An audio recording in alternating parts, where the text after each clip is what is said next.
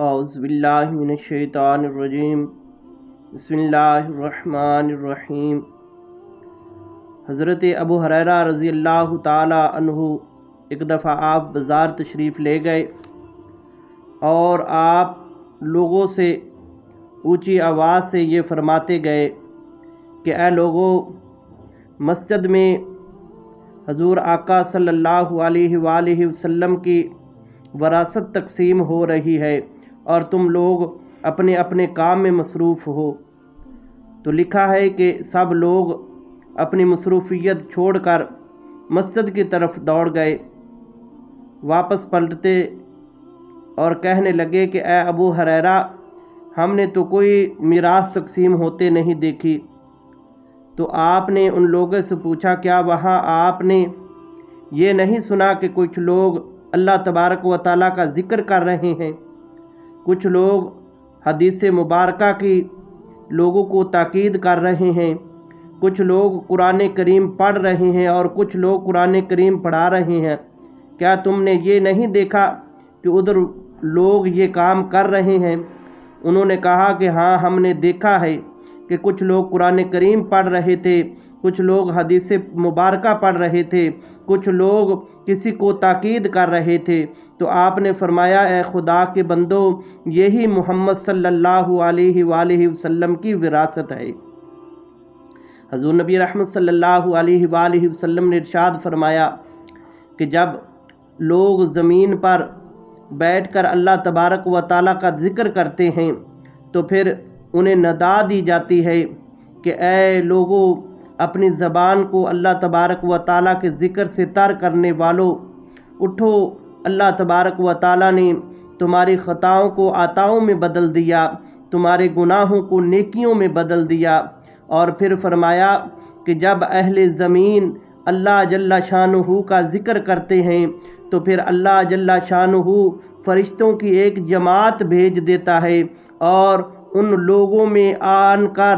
وہ فرشتوں کی جماعت بھی اللہ تبارک و تعالیٰ کے ذکر میں مشغول ہو جاتی ہے، اور جو فرشتے اللہ کا ذکر کرتے ہیں تو پھر ان کی ذکر کرنا، ان ذکر کرنے والے لوگوں کے نامہ اعمال میں ان کی نیکیاں لکھ دی جاتی ہیں۔ اور ایک بزرگ فرماتے ہیں، حضرت فقیہ سمرقندی رحمۃ اللہ تعالیٰ، آپ فرماتے ہیں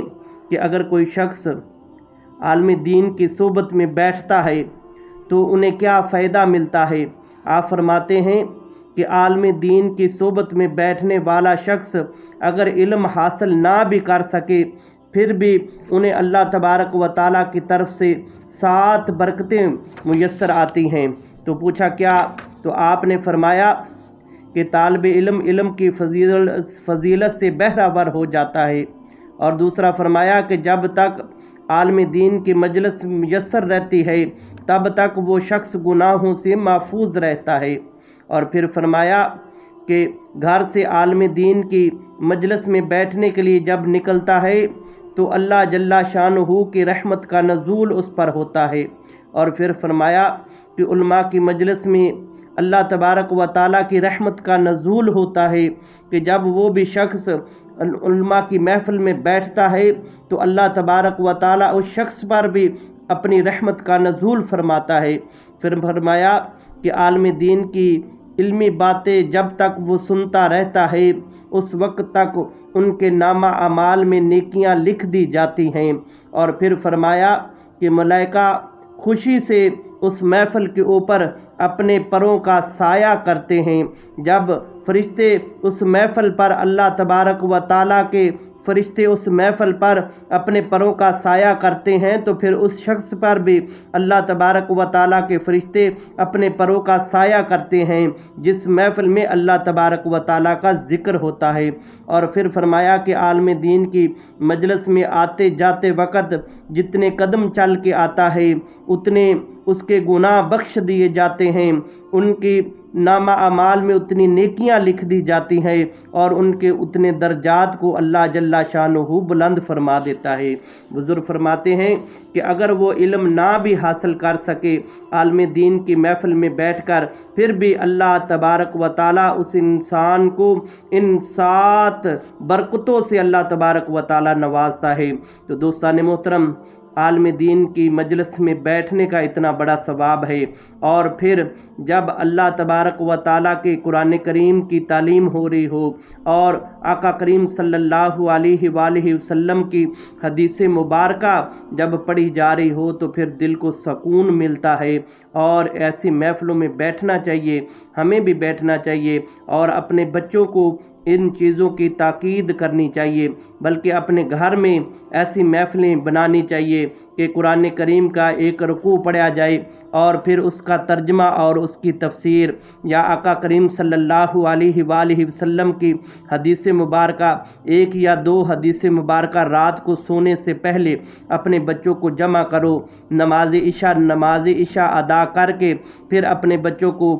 یا حدیث مبارکہ 1-2 حدیث مبارکہ ان کا ترجمہ اور ان کی تشریح، یا قرآن کریم کا ایک رکوع اس کا ترجمہ اور اس کی تشریح، جب یہ ہمارے گھروں کا ماحول بن جائے گا تو ہمارے گھروں میں بھی اللہ جل شانہ